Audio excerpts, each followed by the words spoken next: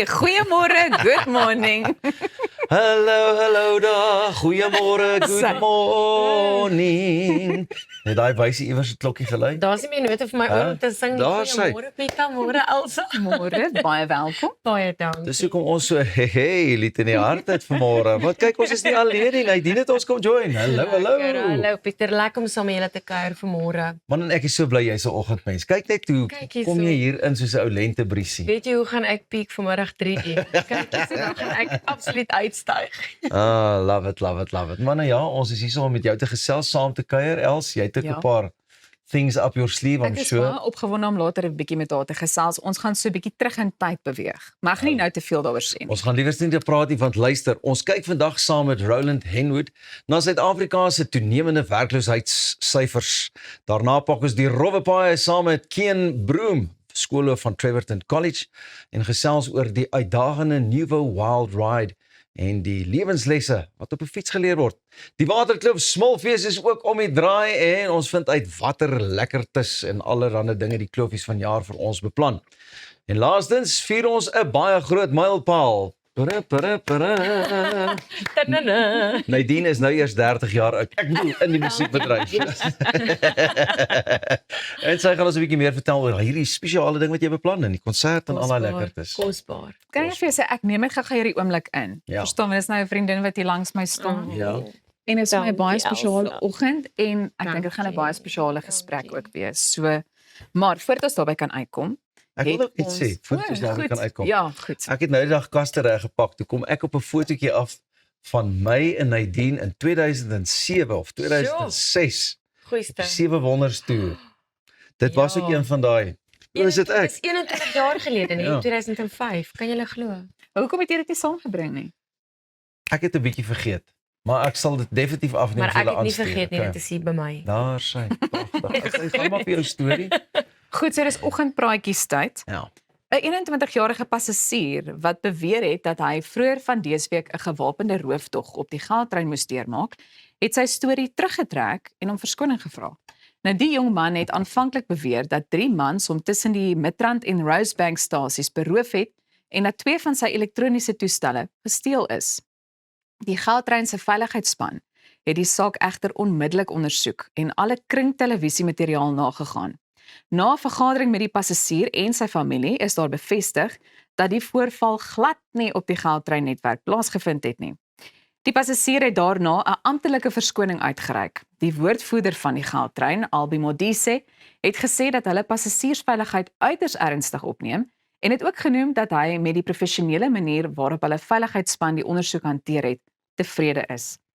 Jy weet van hierdie storie, né? Ek is bewus daarvan, Elsa. Ek dink vandag in hoe ons nou lewe in Suid-Afrika en met die syfer van misdaad word dit ongelukkig ook bietjie 'n netwerk, 'n veiligheidsnet eintlik, waar mense inspring en verkies om in te verval in 'n situasie soos hierdie, nê?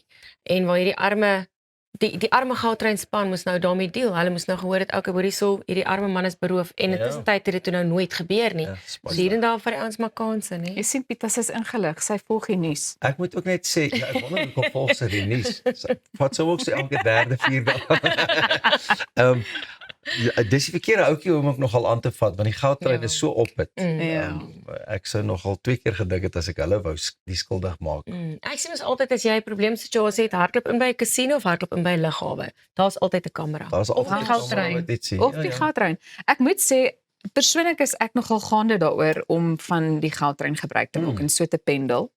En ek het nog nooit onveilig gevoel nie. glad nie. So ek dink dit was net die regte ding om te doen om verskoning te vra, Ja. maar dit moes van die begin af eintlik nie gebeur het. Nou, Matta, Ja, ek kan so. gesien het hoe skarrel daai klompie om te sê, okay, nou maar wat, dis die aanname wat jy maak, maar ons het alles. Hulle weet selfs meer as wat jy van jouself weet. Jy as weet jy dit mag daar nie eens gestap kou nie. Jy mag nie eens Ja. kou om eet op die Gautrain nie, nê? Dis hoe skoon hulle is, rigied op hulle Baie, huis. het. Baie erg. Okay, van die een storie na die ander storie. Kyk, ek is nou baie slim, sien jy? Ek Wat het jy vir ons? Wat wil jy raak leer? Man, luister. Luister, hierdie enetjie is van toepassing op almal van ons. Almal. Ons is almal gewoond daaraan om ons selfone vir alles te gebruik. Maar navorsing wys dat dit nie net die tyd is wat ons op ons fone spandeer wat saak maak nie. Dit is daardie klein herhalende gewoontes wat ons brein deurentyd op hol hou. Hier is 5 gewoontes waarna jy moet kyk en hoe om dit te breek. Nommer 1, om jou foon sonder enige rede op te tel word vinnig 'n outomatiese gewoonte. Jy kyk vinnig en sit hom neer, net om dit 5 minute later weer te doen. Hierdie konstante nagaan van jou foon word direk aan hoër vlakke van stres gekoppel. Wil jy nou meer? Vra jouself eerder voor jy hom ontsluit. Waarvoor soek jy? Wat wil jy kyk? As daar nie 'n antwoord is nie, sit hom neer. Elke piep, vibrasie of banner op jou skerm is 'n onderbreking wat jou aandag steel. Navorsing toon dat mense wie se fone hulle kort met kennisgewings roep, baie meer daaglikse stres ervaar. Skakel eerder alle nie noodsaaklike kennisgewings af en gaan kyk op jou eie tyd na jou toepassing. As jy na jou WhatsApps of sosiale media kyk voor jy nog uit die bed is, nooi jy duidelik en dadelik werkseise, slegte nuus en ander mense se opinies in jou kop. Dis duidelik en dadelik, né? Beide. Ek sê julle, dis 'n Beide. storie. Dit jaag jou angsvlakke op voor jou dag nog eers begin het. En nou ja, dan gee jy jouself die eerste 15 tot 30 minute. Gee jouself die eerste uur van jou dag sonder jou foon. As jy nou jou foon gryp elke keer as daar 'n stil oomblik is, raak jou brein gewoond aan konstante stimulasie. Dit maak dit later vir jou onmoontlik om net rustig te sit en niks te doen nie. Los jou foon in jou sak wanneer jy moet wag. Laat jouself toe om vir 'n slag met verveeld te wees. Net dood eenvoudig. I don't need it. Om in die bed op jou foon te lê, mors met jou slaappatroon. Selfs al dink jy ontspan, hou die lig en die inhoud jou brein wakker. En nagtelike kennisgewings kan jou diep slaap onderbreek. Laai jou foon in 'n ander vertrek en gebruik eerder 'n gewone wekker. Jy hoef nie jou slimfoon weg te gooi nie. Dit gaan bloot daaroor om bewus te word van die klein gewoontes wat jou aandag steel. Bla bla bla bla bla, baie stories. Wat het jy nou eintlik vir ons gesê, Pieter? Eintlik het ek myself ook daar geantwoord. Sit neer jou foon.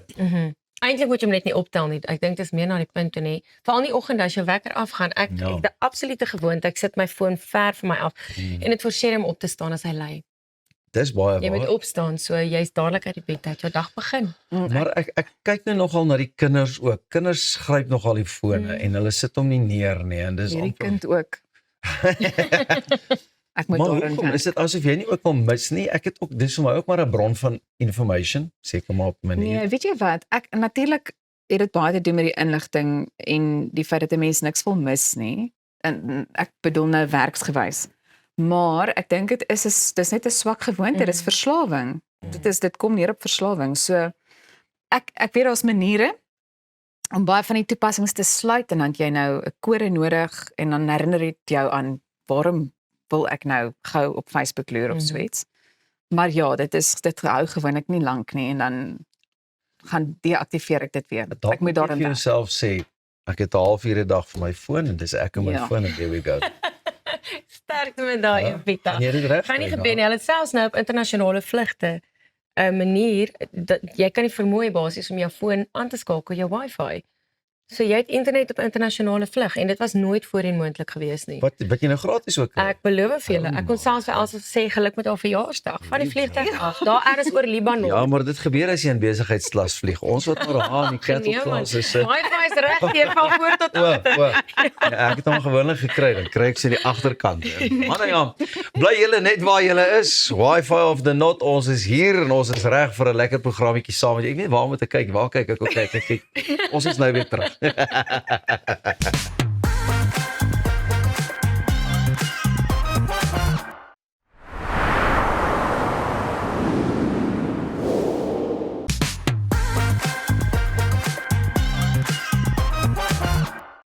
Suid-Afrika se werkloosheidskoers het weer gestyg en staan nou op 'n skokkende 33,6%. Dit is meer as 8,5 miljoen mense sonder werk. Vandag gesels ons met Roland Henwood om meer te verstaan. Roland, baie welkom en dankie dat jy hieroor met ons gesels Dankie, vanoggend. Elsa. Goed, 'n amptelike werkloosheidskoers van 33,6%. Wat beteken so 'n syfer? Dit beteken dat as ons gaan kyk na 8,5 miljoen mense wat werk het en ons sit met 'n 33% werkloosheidskoers, dan beteken dit daar is X miljoen mense wat nie werk het nie, maar belangriker wat nie werk kan kry nie. Ons moet gaan kyk na die konteks van daai syfer en dit is dat daar is 'n geografiese realiteit ook daarin, maar daar's ook 'n ouderdomsrealiteit daarin. Geografies gaan kyk ons na jeugwerkloosheid wat in sekere dele van Suid-Afrika by 70% is. So. Dit beteken jong mense wat nie 'n werk kan kry nie. En dan is daar 'n ander dimensie. as 'n mens dit gaan projekteer na 'n makroperspektief, dan is daar 'n groot klomp mense in Suid-Afrika en dit is waar daai 33% so belangrik raak, wat in hulle hele lewe nooit 'n formele werk gaan hê nie. So hulle gaan 'n hele leeftyd leef, hulle gaan doodgaan, hulle gaan nooit 'n formele werk gehad het nie. Wat is die gevolge daarvan? Armoede, hopeloosheid en die omstandighede wat ons sien wat in 'n groot deel van Suid-Afrika geld. En dan ook iets soos xenofobie. Nou ons gaan dalk later 'n bietjie meer daarby uitkom want ek weet dit is ook een van die grootste redes wat mense aanvoer na aanleiding van waarom hulle so ontsteld is. Goed, maar voordat ons daarby uitkom, wil ek ook vir jou sê, die president het nou al vir 'n geruime tyd, jy weet ons hoor gereeld dat daar meer gedoen moet word om te werk aan hierdie werkloosheidssyfer onder die jeug. Maar dit voel nie asof daar vreeslik vordering getoon word of gemaak word nie. Wat sê sommige van die grootste struikelblokke wat in die pad staan daarvan? Wel, om werkloosheid te oorkom moet jy werksgeleenthede skep. Die enigste manier om dit te doen is ekonomiese groei. En dit is 'n beleidskwessie. En ons het nie die regte beleid om dit te doen nie.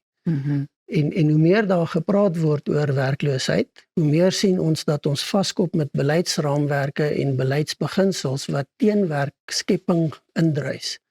En die president praat daarvan, een van die prioriteite van die regering van nasionale eenheid is juis beleid wat ekonomiese groei gaan aanhelp, maar ons sien dit nie in praktyk nie. Trouwens, ons sien 'n gekibbel en konflik, ons sien 'n vasklou aan beleidsrigtinge, en dan kom ons by die praktyk van 'n breër beleidsraamwerk, nie net beleid wat ekonomiese groei moet ondervang nie, maar 'n breër beleidskonteks wat onder andere te doen het met wie kry wat se werk.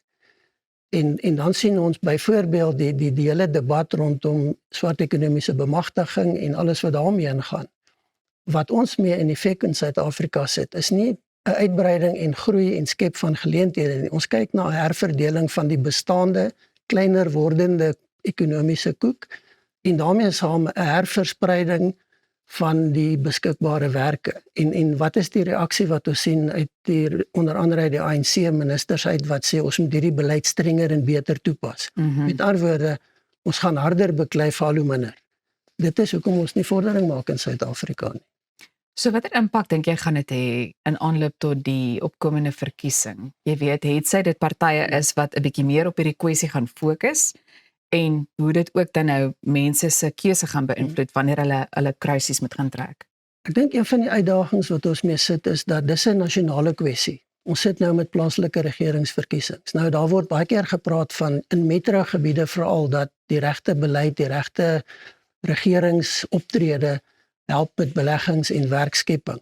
En dan kyk ons na byvoorbeeld die DA wat baie vinnig sê, maar kyk net in Kaapstad ons die laagste werkloosheidskoers, ons skep nog meer werk as wat ons verloor en dan kontrasteer hulle dit met Johannesburg, Tshwane selfs waar die teenoorgestelde geld.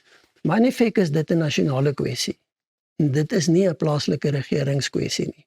En die vraag is in die aanloop tot die plaaslike regeringsverkiesing, gaan die fokus wees op dienslewering en op regering naby aan mense of gaan die fokus wees op die groot nasionale kwessies? En ek dink as ons gaan kyk na hoe partye posisioneer, die DA wil lyk dit vir my 'n verkiesing veg op plaaslike kwessies want hulle is sterk op dit. Die ANC wil waarskynlik nie baie praat oor plaaslike regering nie want hulle het 'n groot gemors daarvan gemaak en hulle wil meer na nasionale kwessies gaan kyk. Maar nie in die sin van effektiewe beleidsdebat nie, maar 'n emosionele debat. En dan word dit ons hulle benadering en dis een van die grootste uitdagings wat ons in Suid-Afrika het. Is die kwessie dat ons na onder andere die kwessie van werkloosheid as ons hulle probleem kyk. Die wat het en die wat nie het nie en dit word baie maklik skeef getrek in allerlei ander historiese denkpatrone en prosesse in. En dit help niemand in Suid-Afrika soos dit doen nie. Ek dink is wel interessant om te kyk na die statistiek, jy weet, want wanneer 'n mens die verskillende provinsies vergelyk, dan sien 'n mens die Oos-Kaap se syfers staan op 47,5%, die Wes-Kaap op 19,5%. Wat dink jy is die gevolgtrekkings wat 'n mens kan maak wanneer 'n mens die verskillende provinsies vergelyk? Wel ek dink histories moet 'n mens gaan kyk na historiese ontwikkeling, die strukturele komponent, wat is waar geleë? Johannesburg wat die ekonomiese hartland of hoofstad van Suid-Afrika verteenwoordig. So daar's baie meer geld in die omgewing en dit skep bepaalde infrastruktuur en geleenthede. Die Oos-Kaap is tradisioneel 'n plattelandse en minder ontwikkelde streek, maar nou het jy ook baie swak regering daar. En dit beteken jy het in 'n tyd van oor dekades het jy nie die ontwikkeling gekry wat jy veronderstel was om te kry wat met 'n gedesentraliseerde model gepaard gaan nie. En dis een van die groot kwessies in Suid-Afrika, is dat ons het provinsies verdeel, kleiner gemaak, ons het konsys regering nader aan die mense gebring. Maar eintlik wat ons gedoen het is om nog elites te skep en nie regtig te gaan kyk na wat is die behoefte van die mense en dit aan te spreek nie. Roland, wat is die maatskaplike impak van so iets wanneer 'n mens kyk na Suid-Afrikaanse burgers en ook die regering in 'n land wat al vir so lank met hierdie probleem te kampe het? Wel, in eerste plek die onmiddellike effek is armoede. En ons dis 'n ander debat as net die debat oor ongelykheid.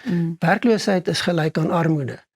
En daar is nie 'n stelsel om mense te ondersteun en te help nie. Dit wat ons in Suid-Afrika het is gebrekkig en dis baie duur. En want ons onthou, dit word geposisioneer op 'n al hoe kleiner wordende belastingbasis. So dis nie 'n langtermyn oplossing nie.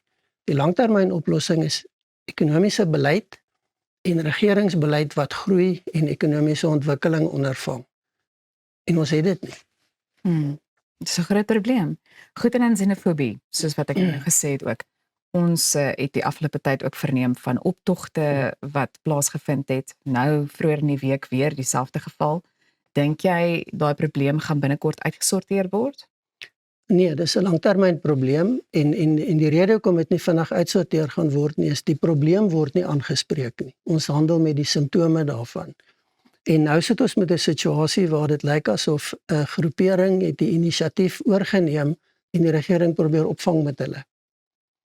Die wese van hierdie debat word nie aangespreek nie. Hoekom het ons hierdie gesindhede in Suid-Afrika en hoekom is dit toegelaat om te ontwikkel? En dit kom oor 'n baie lank, dis nie 'n nuwe ding nie. Dis toegelaat om te ontwikkel omdat daar nie ingetree is toe dit nodig was om hierdie goed te hanteer. So wat dink jy kan nou gedoen word? Jy weet, om dit dalk 'n bietjie meer effektief te bestuur van die regering se kant af. Leiding en daadwerklike optrede. Die probleem wat ons sien is 'n regering wat nou twee boodskappe stuur. Aan die een kant verskonend oor dit wat gebeur, aan die ander kant probeer om by te kom by die debat en die proses. En die twee raak wederzijds uitsluitend op 'n stadium. En ons sien ons president is besig om 'n verskyning op sosiale media platforms te maak met allerlei neigings en so aan waaraan hy deelneem, maar nietemin ons laat dit daar. Dis dalk 'n gesprek vir 'n ander dag. Roland, baie dankie vir die insig wat jy vanoggend met ons gedeel het. Groot plesier, baie dankie. Goed, jy is ingeskakel by Goeiemôre Good Morning. Onthou om ons te gaan volg op alle sosiale media platforms om weer na enige interessante gesprekke te gaan kyk en te luister en ook om op hoogte te bly van alles wat hier agter die skerms gebeur. Dan wil ek jou ook sommer daaraan herinner dat jy welkom is om 'n draai op ons YouTube kanaal te gaan maak. Weereens ook om na hierdie interessante gesprekke te gaan kyk en te luister. Nou ja, daar is nog heelwat wat voor lê, so maak seker jy bly ingeskakel. As jy nou nog net een koppie koffie in het, wel, gaan maak vir jou solank 'n tweede een. Net hierna is dit tyd om te gesels oor 'n onbeskryflike fietsroete, the Nuvo Wild Ride. En dan kan jy ook ingeskakel bly, want soos ons vroeër gesê het, ons gesels 'n bietjie later met Nadine, wat 30 jaar in die musiekbedryf vier. Ons is nou weer terug.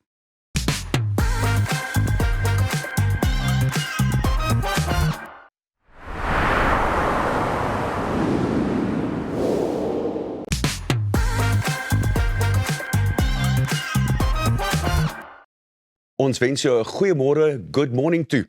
The Nuvo Wild Ride takes riders along the Eastern Cape coastline where they're not just cycling, they're swimming through lagoons, for instance, carrying bikes up dunes, battling sand dunes and tides and unpredictable weather, and figuring out how to keep going when things don't quite go according to plan. Our guest today, Kian Broom, is the headmaster of Treverton College. He took part in the ride and came away with some pretty interesting lessons about resilience, teamwork, and why sometimes the hardest experiences are also the ones that we actually remember the most and take on board. Kim, thank you very much for your time. Thanks for joining us. I guess the first thing one's got to say is you've done virtually all of it. There's been deep sea diving, there's been mountaineering, there's been mountain biking. But this, obviously, when I read what you'd written about it, changed you and the way that you think about this kind of thing. Man, Arnold, yes, thank you. And thanks for having me. Having done a lot of adventures, one tends to categorize things. But this wild ride was really something different because I think it brought together a whole lot of different components into one thing. It was both a team effort. It had some wild elements to it, some unpredictability, but at the same time, it was an event that you got a whole lot of guys participating together through extreme conditions. It's not called the wild ride for nothing, is it? So Correct. if we take a look at it as a whole, the race is quite old, but every single year with these types of races, it's entirely different. This year, of course, there was this massive storm and the flooding. Can one train yourself for that? Because there's always something unexpected that pops up. Yeah, I think it's more a case of, as you experience different things. So it's not a once-off thing, and you don't intentionally prepare for something like that. But I think the accumulation of your experiences in life, and as you do different types of adventure, or as you face things with an adventurous spirit, you kind of learn techniques, and you have memories that when you're in a difficult situation, you think, but I've been through something like this, it'll be okay, And if you give us one or two of the lessons that you take away and also that you give to the boys at school, what would those be? Yeah.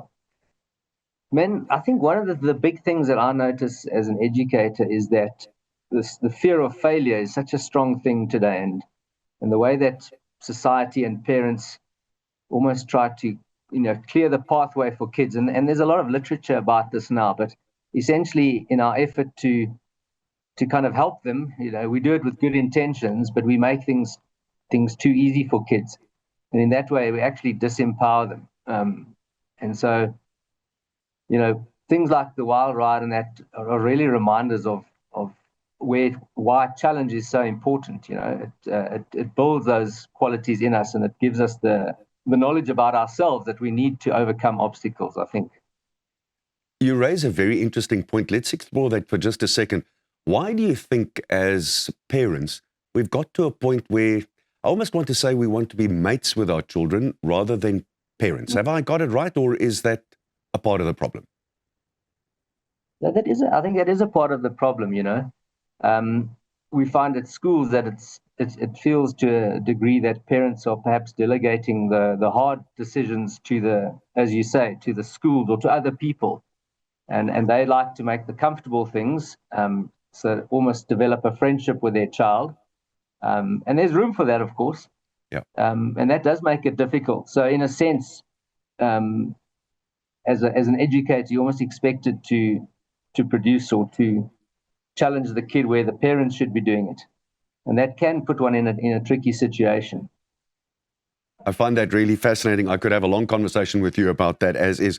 Talk to us about the technical side of the ride. How many days, how far, and how were the days divided up?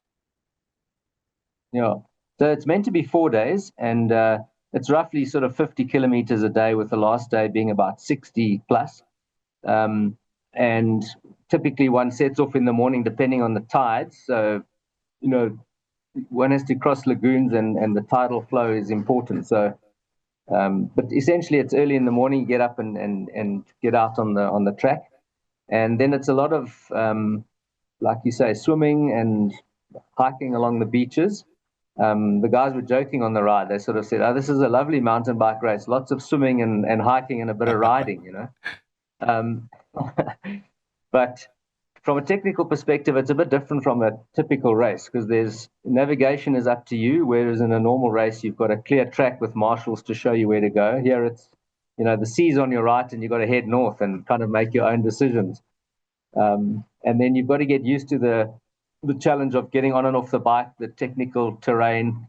I mean, I've done a lot of adventure, but I didn't even realize that a bike floats, and here you're floating your bike across rivers. It's really special.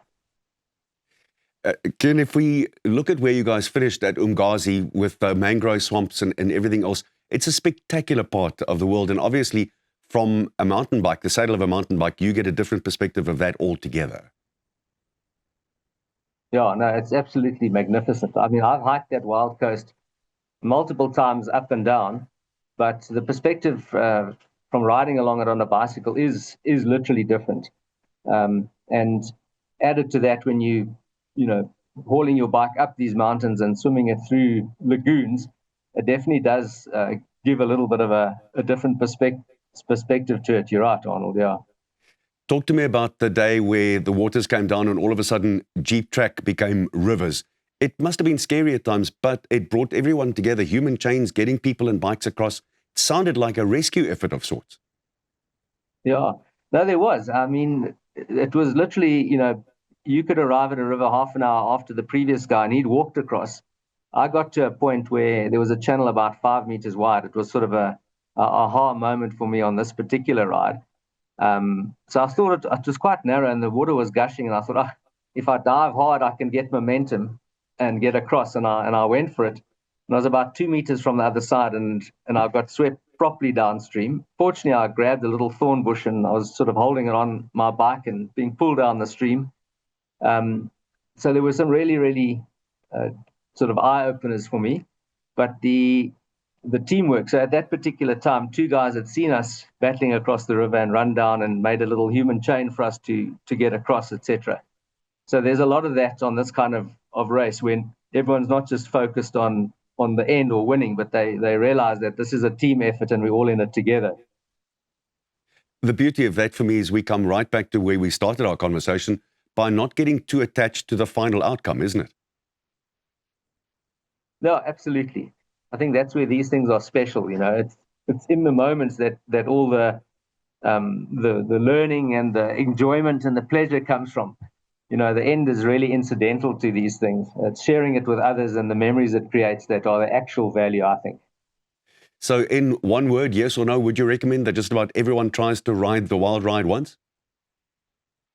Absolutely. I mean, you've got to test yourself, and I don't think you've lived until you've tried things like this, Arnold. Love the thought process.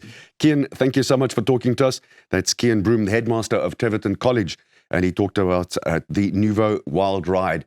It really is worth your while. That's something that will really test you on just about all fronts. As jy so 'n bietjie meer wil weet oor, kyk op Nouveau Wild Ride. Dis 'n ongelooflike ondervinding. Nou ja, praat van ongelooflike ondervindings. Ons is net hierna op Goeiemôre Good Morning terug met Hoërskool Waterkloof se Smilfees. Nou as jy bekommerd is oor jou maagie, moet jy nie hierna kyk nie. Bly net daar.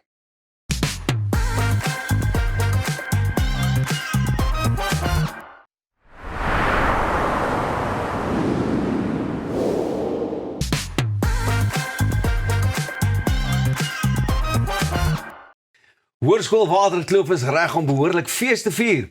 Op 4 September is dit tyd vir die Waterkloof Smilfees met kosstalletjies, musiek en 'n hele klomp redes vir oud en jonk om saam te gaan kuier. Ons gesels vandag met 3 van die kloofies. Mia is hier so saam met my, Janus is hier so en ook Crispin. Hartlike goeiemôre julle 3. Lekker om saam met julle te kan kuier. Kom ons begin net asseblief by die begin. Die belangrikste vraag is: wat presies is die Waterkloof Smilfees? Wie gaan hierdie antwoord? Mia, gaan jy begin? Kom ons gee ladies first, né, manne? Inderdaad. Wel, ons almal kan saamstem dat die Smilfees is nou op die skool se verjaarsdag. Aha. En dis maar net waar ons almal kan saamkom en saam vier oor hierdie wonderlike skool. Crispin, hoe oud is die skool hierdie jaar? Gewoon na te vonnem. Dis in 1979. Yes, ek is hierdie jaar in die skool gekom, so ek's nog Jy sien, nou vra vir al die moeilikste vrae. 47 jaar, ek dink 47 jaar Amper 'n oud. ronde 50. Dit is beautiful, man. En waarna sien jy nou uit wat die Smilfees betref? Die meeste uit. Meestal na die kos en die rides, sal ek sê. Ja, ek sien baie by die verhoog nie, maar ek sal ook by die verhoog bietjie pop maak, dalk bietjie saam sing op die verhoog opdaag, net random die begin dans. Ja, so jy sien, hy wil hy gaan so. Ja, dis vertel gou vir my. Die naam sê natuurlik Smilfees. So is dit oorwegend maar die kos wat redelik gaan hoogtyd vier. Presies kos. Ja. En dit is 'n verskeidenheid van kosstalletjies en goeders wat julle daar gaan hê. Ons het meer as 40 verskillende kosstalletjies soos burgers, nachos en dan ook iets om dit meer af te spoel. Jy sien al die nodige goedjies is daar. Nee, maar dit klink nou nogal lekker, nê? As 'n ou dink aan 'n Smilfees, dan het jy 'n verwagting op verskillende kosse. Jy weet, sal 'n ou dalk verskillende burgers ook kan hê, van vis en chips tot burgers en al die feeskosse, dalk so 'n bietjie ietsie smart of fancy ook. Ja, ons het baie verskillende kosse soos tacos, daar's Griekse kos, daar's baie gourmet kos. Ons sien baie uit, ja. En het julle as kinders ook 'n bietjie insaag gehad om te kies wat julle wil hê by die fees? Wel, Ek dink is meer van die vorige kloofraad wat gehelp het te kies. So ek dink die verantwoordelikheid gaan so aanskuif soos dit aangaan hom. Ja, die volgende jaar is dan weer julle waarskynlik dan weer ons beurt om dan weer by Okay, soos die manne wat voor julle. hulle 'n bietjie voorkeur te gee. En sê gou vir my, jy het nou net ietsie genoem, Crispin, van die musiek. Inderdaad. Wie is almal daar op die verhoog hierdie jaar? Nou dit is jy was fantasties. Early B is ook daar en as ek nie reg is nie, wie is nog? Nee, ek dink is dat Daar is daai twee Lekker. wonderlike mense daar. Om dit gaan omtrent te lekker te wees, Inderdaad, né? ja nee. Hoorie, wat ek weet, Early B het ook op 'n stadium al 'n paar keer bietjie met ons gesels, maar die man is ons maar in die Kaap en hy het spesiaal vanmôre 'n video wat hy met die kykers wil deel oor die Smolfees. So Early, die vloer is joune my omater. Die vloer is joune. Yo, Hoërskool Waterkloof, wat sê julle as Early B? So ek kom pop net in van ek hoor julle het 'n Smulfees Joel die 4de September. En raai wat, ek kom steek uit. Maak seker julle kry julle kaartjies. Ek sien julle die 4de September. Ek kan nie wag nie. Ek kan nie wag nie. Jou biscuit gaan geskit word laat die kribbels pad. Choice. Jeez. Hy gaan lekker smil. Hoorie, ek verstaan daar's ook 'n reunie van die matrieks. Watter jaar se matrieks is dit, Janus? 2006 matriek hom. So ja, dit wys hierdie trots wat hulle nog het vir die skool en dit motiveer ons as huidige kloofies om ook daai trots te hê van die skool om. Ja, so die skool is amper 50 jaar oud. Dis 'n 20 jaar reunie vir die 2006 matrieks. Dit gaan 'n behoorlike lekker fees wees. Nou is dit 'n hele dag se storie, gaan dit net die middag en die aand wees? Hoe werk die dinge? Om so wat gebeur in die oggende dan dis ons bekendstelling dansies vir die skool en dan sit soos 'n kaskar tipe ding wat die kinders ook malemele verniet kan ry, die inflatables en alles, maar in die aand moet jy ongelukkig daarvoor betaal oom. So alles het 'n maar prys om. Alles het 'n prys, maar gaan alles moet geesbou. gebeur. Ja, die hele dag moontlike geesbou wat opbou tot die aand eintlik. So opwindendheid, ja. Sodat ons Nou, vertel gou vir my van die dansiese goeders waarvan jy praat mee. Ek begin skitter. Is dit vir die Kloofraad of wat is Dis dit? is ons bekendstelling vir die Kloofraad. Elke komitee het hulle verskillende dansies. Dis baie soos stresvol, maar ook baie ons sien baie uit, ja, want die hele skool kyk, hulle het hoë verwagtinge. Hoe groot is julle skool nou? Hoeveel leerders het julle al? Ek weet is oor die 2000 oom. Genigtig. Ja, Is so daar plus om minus so 'n 2300. groot skool te wees? Ja. Die skool waarin ek groot geword het, dink ek as hy vol was hy net so by die 600 kinders. Dis amper 'n graad in julle taal, hè. My laerskool is hier by 360 om so is nog bietjie. O, jy sien. Ja. So hierdie is baie Dit is lekker. baie ja, nee, dit is al en dit is nog gewoon interessant om te sien soos verskillende mense, verskillende persoonlikhede te mekaar is net baie cool. Hoorie, maar die Smolfees gee ook 'n geleentheid soos wat julle nou maar 'n reunie hou en 'n verjaarsdag vier, neem julle ook afskeid van sekere onnies of so. Ek weet daar's 'n juffrou Campbell of iets wat nogal redelik lank by die skool betrokke is. Ja, vir Adri my lewenswetenskap juffrou. Nee, dis regtig gemerkwaardig juffrou daai sin. As jy ooit hulp nodig het of dit nou oggend of aand is, sy's daar vir jou. Skouertjie om op te huil, vir oor net om te luister en sy's daar vir ons gaan nou almal baie mis. Julle moet nou nie name noem nie, maar voel julle ook party juffrouens het juffrouens geword en ander is maar net. Hulle is maar net bedoel om juffrouens te wees. Ek voel dis soos 'n liefde wat hulle kry vir die skool en die kinders. Ek het so baie respek vir alle onderwysers daar want hulle doen so baie werk en is so is 'n voorbeeld vir ons. Ja. Dit kinders ook. Baie lekker, man. Alright, ek wil nou gou begin by julle. Jy weet net, dis net die laaste bietjie bemarking, want daar is nou nog so 2 weke oor, maar hier is nou 'n lekker platform wat ons vir julle skep. Een dingetjie of 2 dingetjies net so vinnig wat jy vir mense wil sê. Dit is hoekom jy na hierdie Smolfees toe moet kom op die 4 September. Gaan ons jou begin, Janus. As jy lekker wil eet, moet jy Smolfees toe kom. Janus, is jy ou wat hou van hom lekker te eet? Baie. Nee, ek kan sien, maar ek was saam met jou oom ook in die weermag gewees. Ja. Hy's ook 'n man wat daarvan hou om baie te eet, maar hy bly net so rietskraal. Dis maar my eet baie vinnig. Ek sukkel om by te bly. Ja. Alright, dit is jy. Crispin. As jy kos nie laat, wel, die kos nie vir jou lekker smaak nie, dan sal Early B jou biscuit laat skit. Dis vir my 'n groot een daai. Sy, ek sien hy gaan met hande vol kos daar voor die verhoog staan. Chase. Ek meen ek gaan heeltyd voor die verhoog wees, maar as ek nie daar is, sal jy my op die ride sien. Ek gaan heeltyd op die malemele wees. Sy gaan iewers wat skree.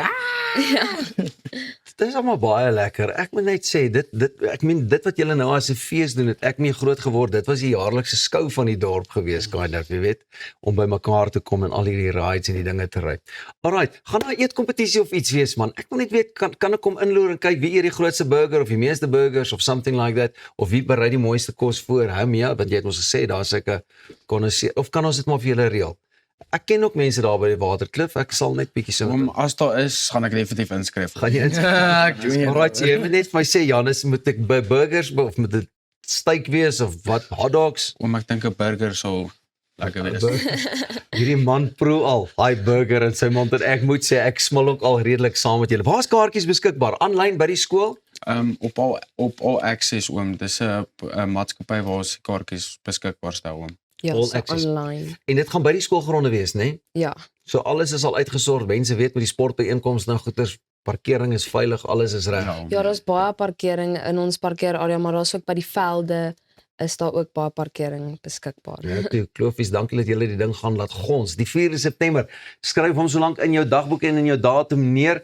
4 September, die Waterkloof Smilfees. En kaartjies is beskikbaar by All Access. Otherwise, gaan pop net in by hulle Facebook blaai en sosiale media platforms en volg hulle.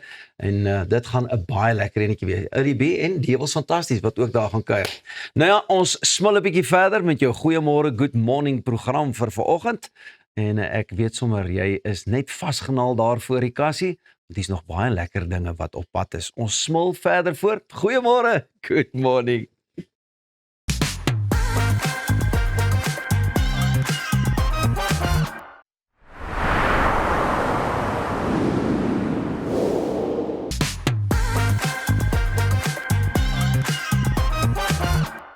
Met 'n glansryke loopbaan oor 3 dekades heen, het Nadine haarself gevestig as een van Suid-Afrika se mees gewilde kunstenaars en sonder twyfel een van die land se grootste stemme. Sy vier haar 30 jaar in die bedryf op die 21ste Augustus, 'n aand wat beloof om onvergeetlik te wees en met musiek, herinneringe en haar onbeskryflike talent ingekleer gaan word. En sy kuier vanoggend weer hier by ons. Nadine, welkom terug. Dankie Elsa, dis elke keer 'n voorreg om hier te wees. Weer eens vandag ook, dankie. Vandag is vir my regtig baie spesiaal, want ek bedoel, dit is nie almal wat kan verwys na 30 jaar se sukses in 'n bedryf nie. Wat beteken hierdie mylpaal vir jou? Dis ongelooflik. Dis eintlik konfronterend, want ek gaan terug in tyd en ek onthou van voor af alles.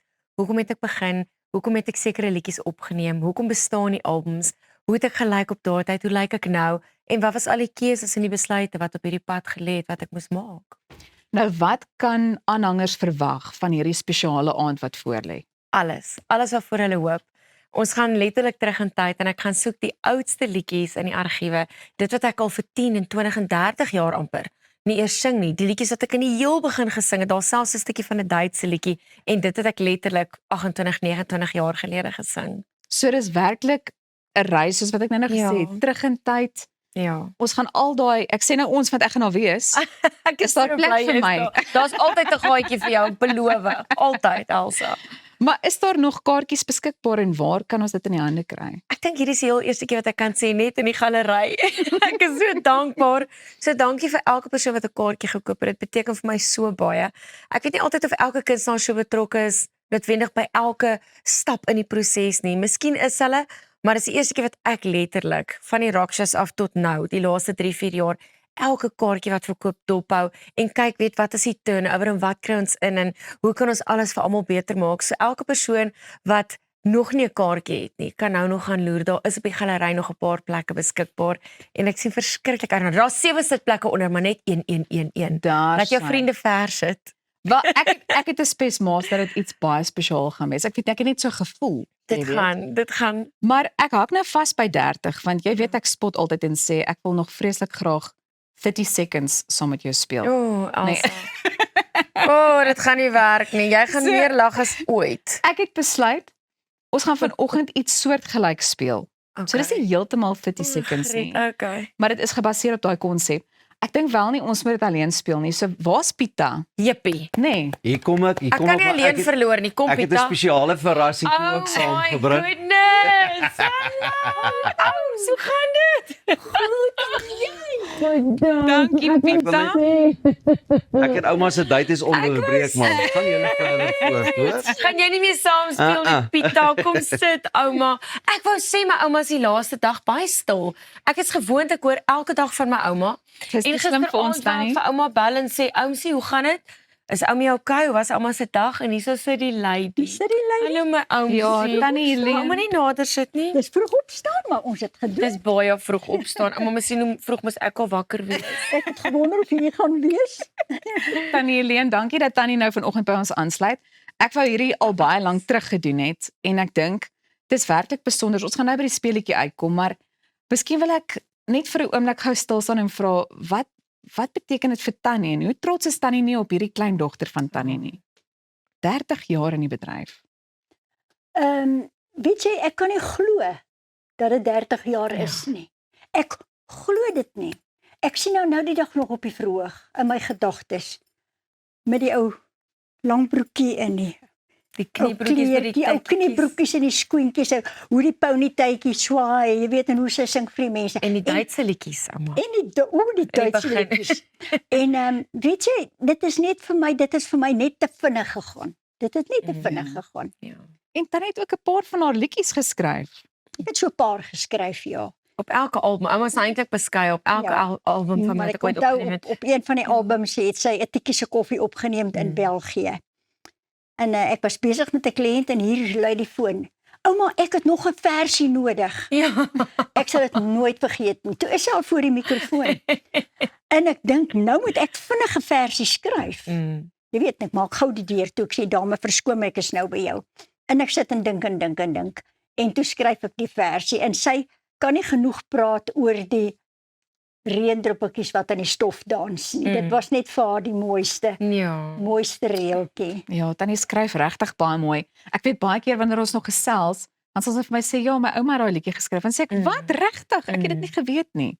So, met daai in gedagte, het ek gedink ons speel dan nou hierdie speletjie.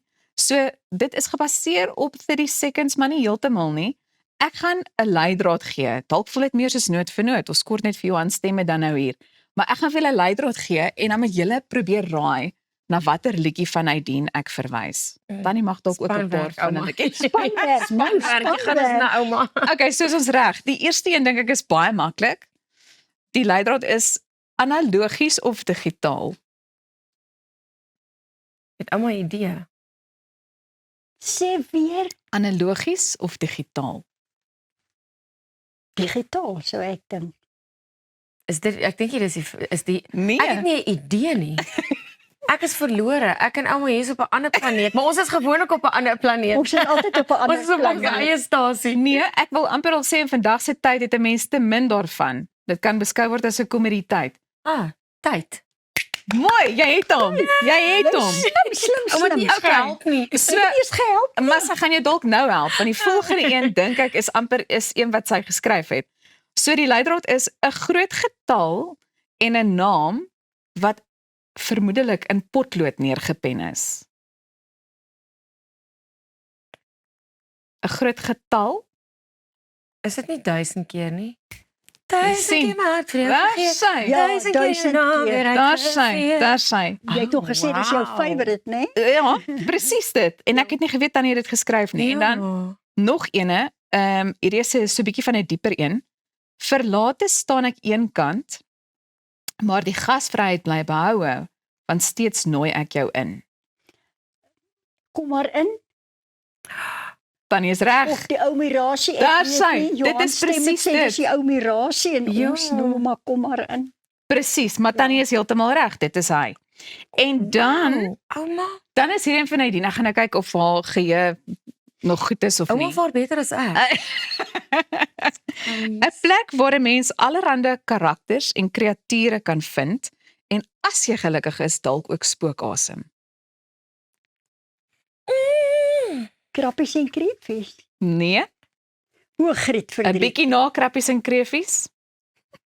Geef ons weer die leidraad asseblief. 'n plek waar 'n mens allerlei karakters en kreature kan vind en as jy gelukkig is, dalk ook spookasem. Disneyland? Nee. Is dit nie daar een van die parretjies wat sing en dans nie? Wat was sy naam? Nee, Griet Ooms. En die Ouma dom- onthou en die- beter as ek. En die padda van die bruiloft, die liedjies se die Ek gaan basiese vir julle die bruiloft. antwoord gee. Ons lewe is 'n sirkus. Daar's Ons lewe is 'n sirkus. Circus ek en jy. Wow, ek het daai opgeneem 29 jaar gelede. Baie Verstaan baie jy? lank Dit is gelede. net 'n jaar minder as die mylpaal wat Ja. jy nou vier. Baie. Nou die namens ons almal wil ek vir jou sê baie geluk. Dankie. Ek dink dit is wonderlik om deel hiervan te kan wees. Jammer die kuiertjie was so kort geweest, maar Tannie, weer eens dankie dat Tannie hier was. Dis baie spesiaal. En Tannie gaan ook saam met ons vier komende Vrydag aand. Ja. So ons sien baie uit daarna, maar nou moet ek julle eers groet. So tot 'n Dankie, tot 'n Elsa. volgende kuiertjie. My grootste Dis al van voorreg. ons kant af. Sien julle môreoggend weer.